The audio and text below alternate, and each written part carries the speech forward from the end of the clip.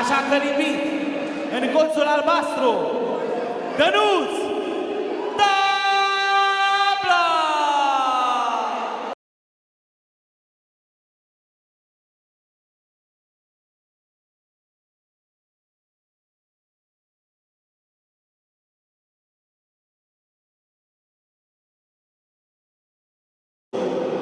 Cred că știți cine urmează. Știți cine urmează în colțul roșu? Știți cine urmează în colțul roșu? Meciul de retragere în colțul roșu, Ionuț Kenzo!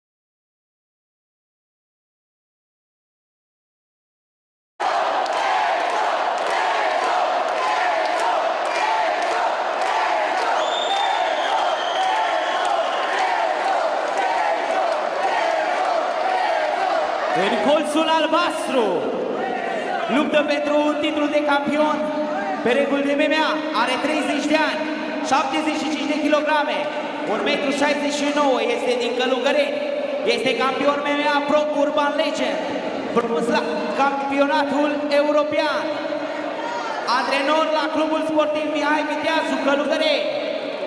Vă rog aplauze pentru Dănuț Tabla!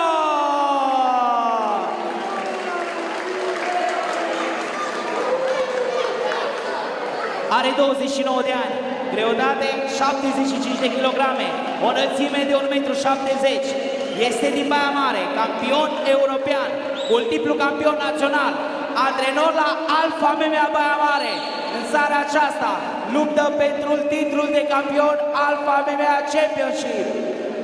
Vă rog, aplauze pentru Ionuț Kenzo!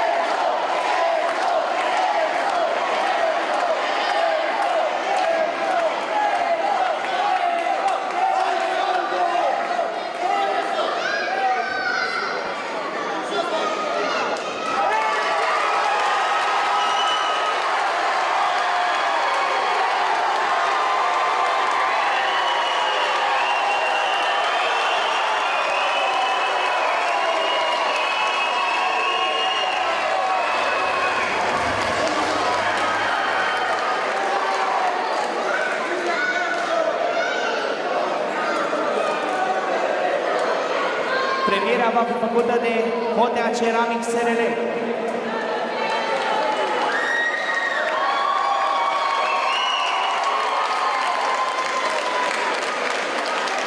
Câștigător prin KO, colțul roșu, Ionuț Kenzo!